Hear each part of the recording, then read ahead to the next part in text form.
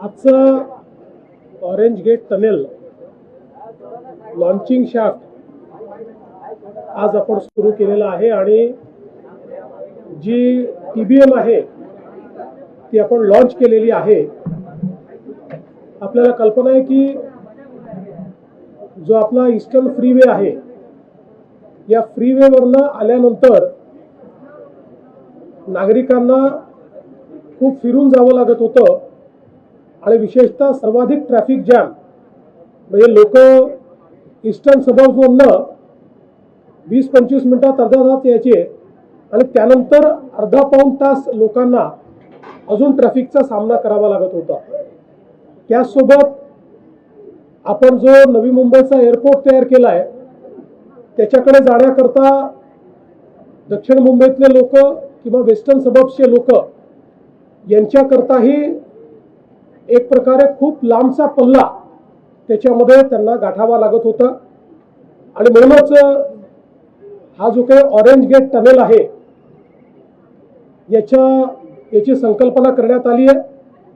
मुळामध्ये या ठिकाणी पहिल्यांदा ज्यावेळी उद्धवजींचं सरकार होतं त्यावेळी एक फ्लायओव्हरची संकल्पना मांडण्यात आली होती, मात्र आम्ही हा निर्णय केला की हा फ्लायओव्हर या ठिकाणी करणं जवळपास अशक्य आहे, कारण त्याकरता जो ट्रॅफिक थांबवावा लागेल तो थांबवणं शक्य नाही। दुसरं त्या फ्लायओव्हर करता जागा पण नाही, म्हणजे मोहम्मद अली रोडचा जो फ्लायओव्हर झाला त्याहीपेक्षा कंजेस्टेड अशा जागेत तो करावा लागला असता आणि म्हणून ही ऑरेंज गेट टनेलची संकल्पना त्या ठिकाणी आपण मांडली आणि अतिशय महत्त्वाचा असा हा अर्बन टनेल असणार आहे की ज्याच्यामध्ये आपण ईस्टर्न फ्रीवेला कोस्टल रोडशी जोडतो आहोत आणि हा जो टनेल आहे आपण विचार केला तर जवळपास 700 प्रॉपर्टीजच्या खालून चाललेला आहे। त्यातल्या अनेक 100 वर्ष जुन्या हेरिटेज प्रॉपर्टीज देखील आहेत। ईस्टर्न रेल्वे आणि सेंट्रल रेल्वे या दोन्हीच्या लाईन्स खालनं तो चाललेला आहे आणि सगळ्यात महत्त्वाचं की त्याच्याही खाली असलेली आपली जी मेट्रो 3 आहे अंडरग्राऊंड त्याच्याही 50 मीटर खालून हा टनेल जाणार आहे। त्याच्यामुळे एक प्रकारे एक ज्याला इंजिनिअरिंग मार्वल म्हणतो अशा पद्धतीचं एक इंजिनिअरिंग मार्वल आपण तयार करतो आहोत आणि त्यासोबत याची जी सगळी लांबी आहे 2 ट्विन बोगदे आहेत। हे ट्विन बोगदे मिळून ती सगळी मिळून 9 किलोमीटर येईल, पण तसे 3-3.5 किलोमीटरचा एक बोगदा हा असेल आणि त्यातनं त्यांना सुरक्षिततेच्या दृष्टीने म्हणजे 2 लेन + 1 इमर्जन्सी लेन अशा प्रकारची त्याची रचना असेल। मध्ये ते दोन्ही बोगदे जोडलेले असतील जेणेकरून कुठल्या अडचणीच्या वेळी त्या ठिकाणी इव्हॅक्युएशन करता येईल। अतिशय चांगली त्या ठिकाणी सगळी जी काही सिस्टीम्स आहेत त्या सगळ्या सिस्टीम्स म्हणजे जी काही हवा वगैरे आली पाहिजे किंवा तिथलं वातावरण उत्तम राहिलं पाहिजे याकरताच्या आधुनिक सिस्टीम्स त्याच्यामध्ये असतील आणि अत्याधुनिक IT AI एनेबल्ड अशा प्रकारची ट्रॅफिक मॅनेजमेंट सिस्टीम देखील याच्यामध्ये असेल। साधारणपणे डिसेंबर 28 पर्यंत याचं काम पूर्ण करायचं संकल्पित करण्यात आलेलं आहे, पण आमचा आग्रह आहे की ते अजून 6 महिन्यापूर्वी संपलं पाहिजे। L&Tला हे काम मिळालेलं आहे, त्यांची पहिली टनेल बोरिंग मशीन ही आज आपण या ठिकाणी लॉन्च केली आहे। ती यापूर्वी देखील आपल्या ज्या कोस्टल रोड करता मशीन वापरण्यात आलेली आहे त्याच्यामुळे त्याचा अनुभव आहे आणि मला असं वाटतं की अत्यंत वेगानं हे काम ते पूर्ण करतील। दुसरी जी मशीन आहे ती लवकरच येईल, दुसरे टनेलचं त्या ठिकाणी बोरिंग सुरू होईल, त्यामुळे वेळेत हे काम पूर्ण करणं अशा प्रकारचा आपला प्रयत्न आहे। खरं म्हणजे मुंबईच्या ट्रॅफिक करता हा एक अत्यंत महत्त्वाचा एक टप्पा असणार आहे, कारण अगदी जे काही आपले वेस्टर्न सबर्ब्स आहेत तिथल्याही लोकांना न्यू मुंबई एअरपोर्टला जायला आता 2 मार्ग झालेले आहेत। एक ते लोक आपल्या वरळी टू शिवडी जो आपण एक ब्रिज करतो ओव्हरब्रिज ज्याचं काम पुढच्या वर्षी पूर्ण होईल त्याचाही उपयोग करतील आणि पुढच्या काळामध्ये कोस्टल रोडने येऊन या ऑरेंज गेट टनेलचाही ते उपयोग करू शकतील, जेणेकरून लवकरात लवकर अगदी कमीत कमी वेळात ते एअरपोर्टपर्यंत पोहोचू शकतील। आणि म्हणून मला असं वाटतं एक महत्त्वाचा टप्पा आज मुंबईच्या ट्रॅफिकच्या दृष्टीने आपण पूर्ण केलेला आहे. हजारो लोकांचे हजारो तास हे या ठिकाणी आपण वाचवणार आहोत आणि MMRDAने याच्यामध्ये जो पुढाकार घेतला त्याबद्दल मी MMRDAचं देखील मनापासून अभिनंदन करतो. आज हम लोगों ने ऑरेंज गेट टनल, इसका जो टनल बोरिंग मशीन है उसका लॉन्च किया हुआ है. हम सभी लोग जानते हैं कि मुंबई में ईस्टर्न फ्रीवे से जब व्यक्ति आता है तो आने के बाद उसको CSTM से छत्रपति शिवाजी महाराज टर्मिनस से लेकर पूरा घूमकर जाना पड़ता है. बहुत ज़्यादा ट्रैफिक जाम होता है. किसी को अगर दक्षिण मुंबई से एयरपोर्ट जाना है, न्यू मुंबई एयरपोर्ट जाना है तो भी काफ़ी घूम के जाना पड़ता है. किसी को वेस्टर्न सबब से जाना है तब भी कई अड़चने हैं. इसके मद्देनज़र ये तय किया गया कि जो हमारा ईस्टर्न फ्रीवे है उसको कोस्टल रोड से जोड़ने के लिए एक टनल तैयार किया जाए. ये जो टनल है एक इंजीनियरिंग मार्वल है. करीब 2 टनल मिलाकर ये 9 किलोमीटर का होगा, लेकिन सिंगल स्पैन 3 किलोमीटर का होगा. और इस टनल में ये करीब 700 प्रॉपर्टीज के नीचे से जा रहा है. कई प्रॉपर्टीज उसमें की हेरिटेज प्रॉपर्टीज है. इसके साथ साथ दोनों जो सेंट्रल लाइन और वेस्टर्न लाइन है ये दोनों लाइंस के नीचे से जा रहा है. और उससे भी नीचे से जो मेट्रो की लाइन 3 जाती है उसके भी 50 मीटर नीचे से ये जाएगा. तो एक प्रकार से अर्बन टनल्स का ये एक इंजीनियरिंग मार्वल हम लोग तैयार कर रहे हैं. ये दिसंबर 2028 तक पूरा होगा, लेकिन हमारा प्रयास है कि 6 महीने पहले इसको किस प्रकार से समाप्त किया जाए. L&T ने ये काम लिया हुआ है. इससे पहले L&T ने इसी प्रकार से जो हमारा कोस्टल रोड है उसका भी टनल तैयार किया हुआ है और सेम स्टार्टा है, तो उनको एक बड़ा अनुभव भी है.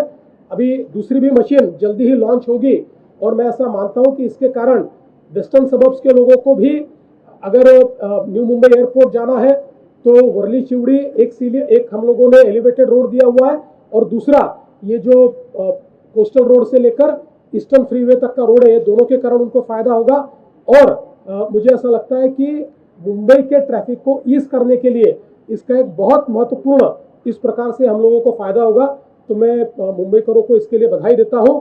MMRDA ने एक बहुत इसमें पहल की, इसलिए MMRDA को भी मैं बहुत बहुत शुभकामनाएं देता हूं. तर नाशिकच्या तपोवनमधली जी काही झाडं तोडणार आहे त्यासाठी अजितदादांनी देखील असा विरोध केलेला आहे. त्याच्या पद्धतीचं ट्विट देखील केलं. असं आहे की कुंभमेळा हा आपल्या सगळ्यांकरता महत्त्वाचा आहे. त्याचवेळी पर्यावरणही महत्त्वाचं आहे, झाडंही महत्त्वाची आहेत. आणि मी असेल, शिंदेसाहेब असतील किंवा अजितदादा असतील, कोणाचंच हे मत नाही की अशा प्रकारची झाडं तोडली गेली पाहिजेत. मात्र याच्यामध्ये एक गोष्ट आपल्याला लक्षात घ्यावी लागेल. प्रयागराजचा कुंभमेळा ज्या ठिकाणी होतो तिथे 15,000 हेक्टर जागा आहे आणि आपला कुंभमेळा ज्या साधुग्रामला शतकानुशतक होतोय तिथे फक्त 300-350 एकर जागा आहे. 15,000 हेक्टर आणि 350 एकर. आणि ही जी काही झाडं आहेत, आपण जर 2015-2016चा गुगल मॅप बघितला त्यातलं कुठलंच झाड आपल्याला दिसत नाही. ज्यावेळेस महाराष्ट्र सरकारने 50 कोटी वृक्ष लागवडीचा कार्यक्रम घेतला त्या काळात नाशिक महानगरपालिकेने विचार करून ही झाडं लावली, कारण ती रिकामी जागा होती. 12 वर्षात आपण एकदाच ती वापरतो. आता ज्यावेळी तिथे साधुग्रामचा विचार झाला त्यावेळी साधुग्राम तिथे तयार करता येत नाही, कारण डेन्स अशा प्रकारची झाडं झालेली आहेत. आणि म्हणून आता हा प्रश्न निर्माण झालेला आहे. आता त्या संदर्भात मार्ग काढून कमीत कमी त्यातली झाडं कशी आपल्याला कापता येतील किंवा कापूच नाहीत, जी काही थोडी बहुत रिप्लांट करता येतील ती रिप्लांट करावी, जास्तीत जास्त झाडं वाचवावी, अजून काय अल्टरनेटिव्ह आहेत, अशा सगळ्या गोष्टीचा विचार आता त्या ठिकाणी चाललेला आहे. मला एवढंच वाटतं की विनाकारण या संदर्भात ॲक्टिव्हिजम करणं काही लोकांनी सुरू केलं आहे. काही लोक पर्यावरणवादी बनलेले आहेत. म्हणजे पर्यावरणवादी जे असतील त्यांच्याबद्दल मला फार त्यांच्याबद्दल आदर आहे, पण काही लोक राजकीय कारणाने देखील पर्यावरणवादी बनलेले आहेत. त्यांना माझं एवढंच म्हणणं आहे की कुंभमेळा हा निसर्गाशी साधर्म्य साधणाराच आपल्या संस्कृतीचं एक प्रतीक आहे. त्यामुळे यातनं आम्ही अशा प्रकारचा मार्ग काढू की ज्यातनं निश्चितपणे पर्यावरणाचाही ऱ्हास होणार नाही. पण काही लोकांना असं वाटतंय की कुंभमेळ्यात अडथळेच यावे, अशा लोकांना मात्र मी सांगतो की अडथळे आम्ही येऊ देणार नाही. केंद्रीय कृषी मंत्र्यांनी स्पष्ट केलंय की आतापर्यंत पावसामुळे झालेल्या नुकसानाचा अहवाल अद्याप केंद्राला दिला नाहीये. केंद्राकडे मदत मागितली नाही महाराष्ट्र सरकारने. पुन्हा एकदा आपल्याला सांगतो की जी प्रश्न उत्तरं येतात ही 35 दिवस आधी सबमिट केलेली प्रश्न उत्तरं असतात. केंद्र सरकारने आपला त्या ठिकाणी जो काही अहवाल आहे तो केंद्राला गेलेला आहे. केंद्र सरकारने टीम देखील पाठवली. 2 वेळा टीम आपल्याकडे येऊन गेली. त्या टीमने त्या संदर्भातला अहवाल दाखल केलेला आहे आणि आता आपला अहवाल अंतिम टप्प्यात आहे. मात्र इन्फ्रास्ट्रक्चरचं जे नुकसान झालं त्या संदर्भात केंद्र सरकारने सांगितलं होतं की आमची टीम नंतर येईल, आधी कृषीची टीम येऊन जाईल. त्यामुळे इन्फ्रास्ट्रक्चरच्या संदर्भात जे काही नुकसान झालं आहे त्याची जी मदत आपल्याला घ्यायची आहे त्या संदर्भात त्यांची टीम अद्याप आलेली नाही. ती पुढच्या आठवड्यात अपेक्षित आहे. ती टीम आल्यानंतरच त्याचा अहवाल जाईल. कृषीच्या संदर्भातला आपला अहवाल गेलेला आहे.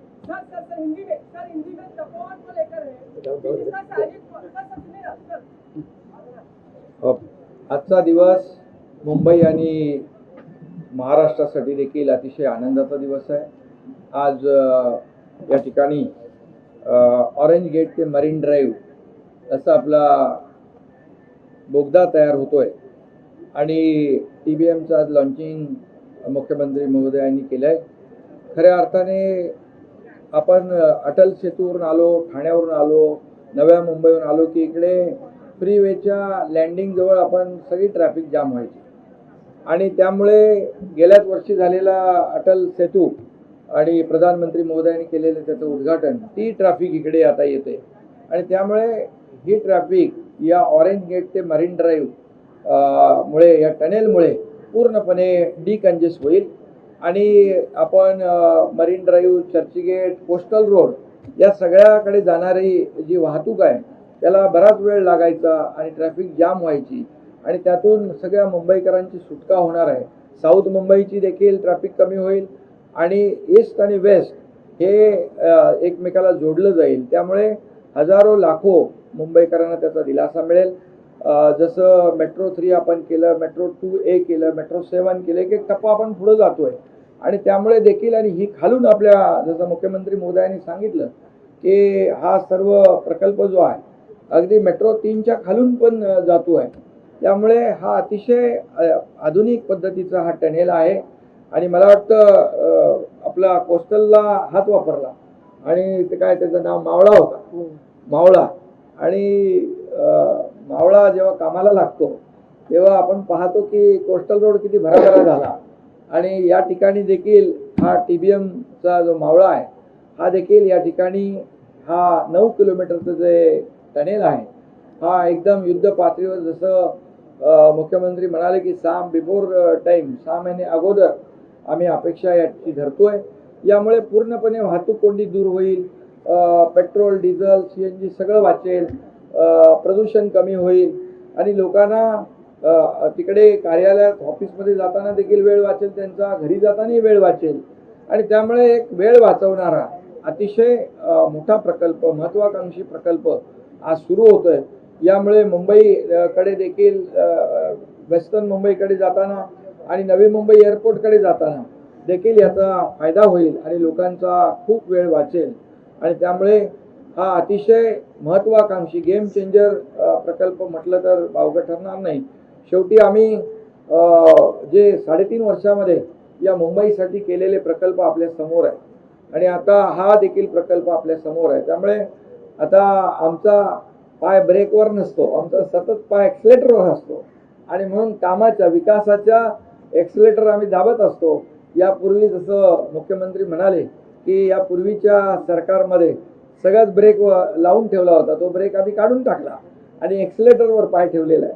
त्यामुळे या मुंबईसाठी जे काही करायचं, ज्या विकासासाठी जे करायचं, ट्रॅफिक कमी करण्यासाठी जे करायचं, ईस्टर्नची ट्रॅफिक, वेस्टर्नची ट्रॅफिक, ते मुंबईकरांना मोठा जो काही त्रास आहे तो ट्रॅफिकचा आहे आणि त्यामधून या ठिकाणी आपण भूमिगत हा टनेल करतोय. त्यामुळे वरून ट्रॅफिक जाते आहे, फ्लायओव्हरवरून ट्रॅफिक जाते आहे. आता टनेलमधून देखील मुंबईकरांना आपल्याला प्रवास करता येईल. जसं आपण कोस्टलचाही टनेल पाहिला आणि आपण बिकेशीत देखील टनेलचा जे काही आम्ही प्रकल्प करतोय MMRDAच्या माध्यमातून, त्यामुळे आता जमिनी खालून देखील वाहतूक कोंडी दूर करण्याचा हा एक मोठा प्रकल्प, मोठा प्रयोग आहे. आणि म्हणून मी MMRDAचे सर्व अधिकारी आणि त्यांचे सर्व कर्मचारी, त्यांचे सर्व इंजिनियर्स आणि L&T या सगळ्यांचं मनापासून मी अभिनंदन करतो. अतिशय उत्तम हा प्रकल्प हा सुरू होईल आणि एक मगाशी म्हटल्याप्रमाणे इंजिनिअरिंग मार्वल खऱ्या अर्थाने या प्रकल्पातून आपल्याला पाहायला मिळेल की मुंबईत देखील अशा प्रकारचे प्रकल्प जे आपण फक्त परदेशात पाहत होतो ते प्रकल्प मुंबईमध्ये होत आहेत. याचा सगळ्यांनाच आनंद आहे, आम्हालाही अभिमान आहे. आणि म्हणून मी यासाठी जे काही सर्व सहकार्य करतायत, ज्यांचं योगदान यामध्ये होणार आहे, या सगळ्यांचं मनापासून अभिनंदन. काल मतदान पार पडलं आणि त्यामध्ये तुमचे जे आमदार मतदान पार पडल्या लगेच हे काम सुरू झालं. नाही पण मतदान पहिलं काम झालं, मात्र संतोष बांगर असतील, संजय गायकवाड असतील यांसारख्या आमदारांची जी कृत्य बघितली कालची, अरे जे लोकप्रतिनिधींनी आपण कसं वागलं पाहिजे हे ठरवलं पाहिजे. आणि निवडणूक प्रक्रियेमध्ये देखील या ठिकाणी निवडणूक प्रक्रिया लोकशाही मार्गाने झाली पाहिजे असं आमचं मत आहे. बुलढाण्यामध्ये बोगस मतदानाचा पाहायला मिळतो. आता काँग्रेस होती कुठे? प्रचारात तर दिसलीच नाही. त्यांनी तर आता पराभव मान्य केला, त्यांच्या पायाखालची वाळू घसरली, म्हणून आता फक्त कारणच शोधतायत, बोगस मतदान, हे मतदान. ठीक आहे, मला त्याच्यावर काही बोलायचं नाही आता. परंतु एकच आहे की काम करणारे लोक ज्यांनी काम केलं ते आम्ही सर्वजण फील्डवर होतो, पण महाविकास आघाडी कुठे दिसत नव्हती. ठीक, आता काय दिसतंय इकडे? आता काय म्हणजे काय काम नसलं तरी फक्त हसत राहायचं असं काय? अरे तुम्ही सगळे प्रश्न तुमचे, उत्तर तुमची, पतंग पण तुम्हीच उडवता. देखिए, तपोवन के संदर्भ में मेरा मत, शिंदे जी का मत, अजित पवार जी का मत और सरकार का भी मत यही है कि झाड़ों को काटना ठीक नहीं है, कम से कम झाड़ उसमें से कटने चाहिए. लेकिन इसकी वास्तविकता भी हम लोगों को समझ लेनी पड़ेगी कि महानगर पालिका ने यह निर्णय क्यों लिया. तो प्रयागराज का जो कुंभ मेला होता है उसके लिए कुल 15,000 हेक्टेयर जगह है. यहाँ पर जो कुंभ मेला होता है और जो साधुग्राम नासिक में हमारा लगता है उसमें 300-350 एकड़ जगह है. इसलिए नासिक चूंकि एक ऐसा शहर है कि जहाँ हमारा रामकुंड भी बिल्कुल शहर के बीचों बीच आता है और उसके पास ये साधुग्राम हमको करना है, उस दृष्टि से वहाँ दूसरी जगह भी नहीं है. और अगर इस जगह के आप 2015-16 के गूगल इमेजरी देखेंगे तो आपको ये झाड़ नजर नहीं आते. ये झाड़ मूल रूप से जो लगे हुए हैं, ये जिस समय 50 करोड़ की झाड़ लगाने की मुहिम हमारी पिछली सरकार में हुई थी, उस समय महानगर पालिका ने निर्णय किया कि ये 12 साल जगह खाली रहती है, तो खाली जगह थी तो वहाँ पर उन्होंने पेड़ लगाए. बहुत अच्छा काम महानगर पालिका ने भी उस समय किया, पेड़ लगाना अच्छी बात थी. लेकिन अब जिस समय साधुग्राम बनाने का समय आया तो ध्यान में आया कि वो पेड़ों के कारण वहाँ पर साधुग्राम बनाना कठिन है. इसलिए उन्होंने फिर पेड़ों को काटने का निर्णय किया. लेकिन हम लोगों ने भी उनको एडवाइस किया और हमको भी ऐसा लगता है कि इतने बड़े पैमाने पर पेड़ काटना उचित नहीं है. इसलिए हम प्रयास करेंगे कि इसको कम से कम कैसे करें और काटने की जरूरत न पड़े. अभी हम लोग जो बिल्कुल बेयर मिनिमम जो पेड़ हम लोगों को रिलोकेट करने हैं उसको आज आप प्लग आउट करके हम रिलोकेट कर सकते हैं. तो उस प्रकार से सेम सॉइल में भी हम लोग उसको रिलोकेट कर पाएंगे. तो उस प्रकार से उन्होंने प्रयास करना चाहिए. कंसल्टेंट्स को जो इस क्षेत्र में बोटेनिस्ट जो है या फॉरेस्ट विभाग के जो लोग हैं इनसे कंसल्ट करना चाहिए. इस प्रकार से हम लोगों ने उनको कहा हुआ है. मेरा इतना ही कहना है कि इस पर जो राजनीति हो रही है वो राजनीति बहुत गलत है, क्योंकि कुंभ मेला एक हमारी बहुत ही प्राचीन ऐसी सनातन परंपरा है. और कुंभ मेला ये एक प्रकार से हमारा जो एक पर्यावरण के साथ, निसर्ग के साथ हमारा एक जो रिश्ता है, इस रिश्ते को व्याख्यात करने वाला है. इसलिए कोई नहीं चाहेगा कि कुंभ मेले में हम पर्यावरण का ह्रास करें. उल्टा इस कुंभ मेले के निमित्त से हम लोगों ने क्लीन गोदावरी कार्यक्रम हाथ में लिया है और गोदावरी को पूरा साफ हम लोग कर रहे हैं, प्लांटेशन बड़े पैमाने पर कर रहे हैं। तो मुझे लगता है कि इसमें राजनीतिकरण नहीं होना चाहिए। जो आवश्यक है वो किया जाएगा, लेकिन अनावश्यक किसी को भी पेड़ काटने नहीं दिए जाएंगे। लोकल बॉडी इलेक्शन में जो तनाव खास करके नजर आया, जिस तरह के राजनीतिक समीकरण थे, कहीं बीजेपी राष्ट्रवादी से या शिंदे को राष्ट्रवादी से लड़ता हुआ लगा आया। सवाल अब क्या जाकर ये भी 21 तारीख को काउंटिंग होनी है, इसके दिन ईवीएम रखी जा रही है, वो भी एक लॉकडाउन का बड़ा कभी से सुरक्षा की मांग कल और बात। देखिए, पहली बार तो बात तो ये है कि ये कार्यकर्ताओं का चुनाव है, इसलिए हम तीनों पार्टियों ने ये तय किया कि जहां जहां कार्यकर्ता प्रबलता से चुनाव लड़ना चाहते हैं वहां कार्यकर्ताओं को लड़ने दिया जाना चाहिए, क्योंकि ये बिल्कुल हमारी आखिरी इकाई है शहरों में। और कार्यकर्ता हमेशा कहता है कि भाई आप लोगों के लिए हम मेहनत करते हैं, हमारे लिए आप कब करोगे। इसलिए हमने तय किया कि कार्यकर्ताओं को लड़ने दीजिए। हम तीनों नेता अपने कार्यकर्ताओं के लिए प्रचार में भी गए। मैं मुख्यमंत्री हूँ, लेकिन मैं 10,000 वोट वाले शहर में भी गया, क्योंकि वहाँ कार्यकर्ता लड़ रहा था और इस माध्यम से लोगों तक हमारी बात पहुँचती है। इसलिए हमने इस चुनाव को ठीक ढंग से निभाया। और मुझे ऐसा लगता है कि इक्का दुक्का जगह पर तनाव हुआ, मैं नहीं कहता, लेकिन वो छोड़कर ओवरऑल कहीं पर भी तनाव नहीं दिखा। ये पीसफुली हुआ, क्योंकि हमने अपने अपने कैडर्स को कहा था कि भाई कहीं पर अगर हम एक दूसरे के सामने लड़ रहे हैं तब भी हम एक दूसरे के शत्रु नहीं, हम एक दूसरे के दोस्त हैं, हम लोग साथ में सरकार चलाते हैं, इसलिए इसको अलग ढंग से न लिया जाए। तो मुझे लगता है कि इस मामले में कोई किसी के मन में शंका नहीं है। और मैं आज भी कहता हूं कि आप देखिएगा, हम तीनों पार्टियां मिलाकर 75% जो नगर पालिकाएं हैं उस पर हमारा कब्जा होगा, या हम लोग उसको जीतेंगे तीनों पार्टियां मिलाकर। और अब ये तो ठीक है कि 21 तारीख का मतदान, अब उसके ऊपर तो मैंने उसके ऊपर मेरा भाष्य किया है कि बहुत ही गलत निर्णय है, लेकिन अब चूंकि न्यायालय का निर्णय और इलेक्शन कमीशन का जो निर्णय होता है दोनों को स्वायत्तता है, तो उस पर हम ज़्यादा क्रिटिसाइज नहीं कर सकते। लेकिन मुझे पूछेंगे तो मुझे चुनाव डेफर करने का भी और जो काउंटिंग है उसको डेफर करने का, दोनों निर्णय मुझे ठीक नहीं लगे हैं, तो उस पर मेरा रिजर्वेशन है ही।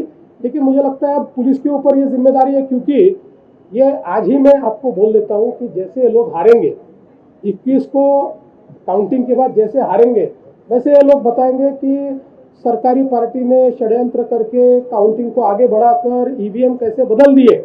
ये रिथॉरिक आने वाला है, ये एक प्रकार से उनका डायलॉग तय है। लेकिन फिर भी मुझे इस बात का विश्वास है, और इसलिए मैं तो आज अपील करता हूँ कि इलेक्शन कमीशन ने पॉलिटिकल पार्टीज को अलाउ किया है, सारी जो अपोजिशन की पॉलिटिकल पार्टियां हैं अपने 2-2 प्रतिनिधि ये जहां ईवीएम रखे हैं उसके बाहर खड़ा करे, 24 घंटा पहरा दे, हारने के बाद इसके ऊपर टिप्पणी न करे।